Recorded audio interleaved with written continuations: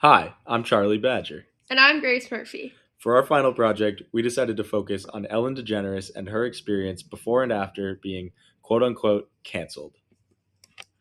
Ellen DeGeneres is an American comedian and television host. She was known for her unique humor and public image centered around kindness. The Ellen DeGeneres Show aired from 2003 to 2022.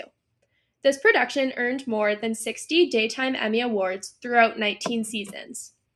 Ellen became the first primetime show featuring an openly gay host, which increased representation and attracted many viewers. Be kind to one another was the signature sign off phrase used by Ellen at the end of every episode. Ellen called for kindness to all people, and this motto became a hallmark of the show and Ellen as a person. DeGeneres' downfall largely began with this tweet from writer, comedian, and podcast host Kevin T. Porter. On March 20th, 2020, Porter tweets, "Right now, we all need a little kindness. You know, like Ellen DeGeneres always talks about. She's also notoriously one of the meanest people alive. Respond to this with the most insane stories you've heard about Ellen being mean, and I'll match every one with $2 to LA Food Bank." Porter's tweet then received more than 2,000 replies. The stories about the talk show host ranged from mistreatment of staffers on the crew to servers in local restaurants and guests of Ellen's show. As the COVID 19 pandemic ramped up, ex employees spoke out over alleged racism and DeGeneres' abandoning of them to work with separate crew while filming episodes from her California home. Celebrities like Brad Garrett and Leah Thompson joined in, concurring with the growing opinion that Ellen is not the nicest person in Hollywood. Garrett said, "Sorry, but it comes from the top. No more than one who were treated horribly by her. Common knowledge." With her and her show surrounded by controversy, being called a toxic workplace, DeGeneres then issued an apology live on air. Her apology was seen by many as unsatisfactory and insincere. The Ellen DeGeneres Show and her game show, Game of Games, were both removed from air. She returned to the action in 2024 with a Netflix comedy special called For Your Approval. She made jokes that people saw as bizarre, unfunny, and self pitying, as Adam White from The Independent put it. In this special, Ellen minimized the issue and mentioned being kicked out of show business for simply being mean. Today, Ellen is largely out of the public eye. With this background information, we make the argument that the backlash against Ellen DeGeneres was more complex than simple cancel culture. Instead, media psychology concepts such as context collapse, concept creep, splitting, and negativity bias shifted the public perception of the situation. Context collapse occurs when information is meant for one audience and unintentionally spreads to many others. Porter went on record saying he was surprised by the number of responses to his tweet, indicating that he anticipated a much smaller audience.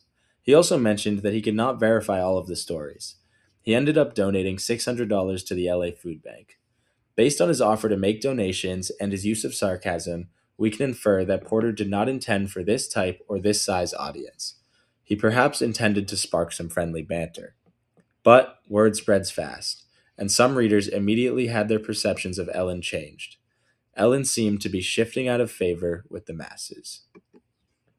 So, why does all of this matter? To answer this question, we first need to understand concept creep. It can be defined as the situation in which a term that had a narrow meaning starts to cover a more expansive range of situations.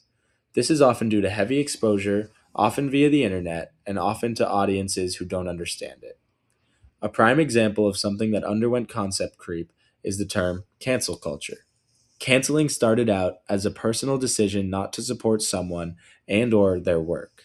Now it is understood by many as publicly calling someone out, often on social media, and calling for serious professional and livelihood consequences. In reality, everyone's definition of cancel culture will vary. Ellen is a fitting example of a victim of modern day cancel culture. So, why this matters is because people's lives are at stake. Those who are canceled lose work opportunities and are quickly replaced by those waiting for their opportunity. This begs the question, where do we draw the line on what is a cancelable offense and what is not?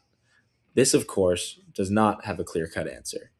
It is important to note online communication is what makes these concepts possible, as information reaches more distinct audiences at unprecedented rates. This quick shift in perception is not random. It is related to two important psychological tendencies: splitting and negativity bias. Splitting is defined as the tendency to form beliefs about people that are all good or all bad, with no in between. Before the controversy, the public viewed Ellen as all good. This was because of her Be Kind brand and the generosity that she expressed through giveaways and donations. After the controversy, Ellen was viewed as all bad. She was exposed for her toxic workplace and was known as mean and hypocritical. Splitting helps explain how public perception of Ellen quickly shifted from praise to criticism.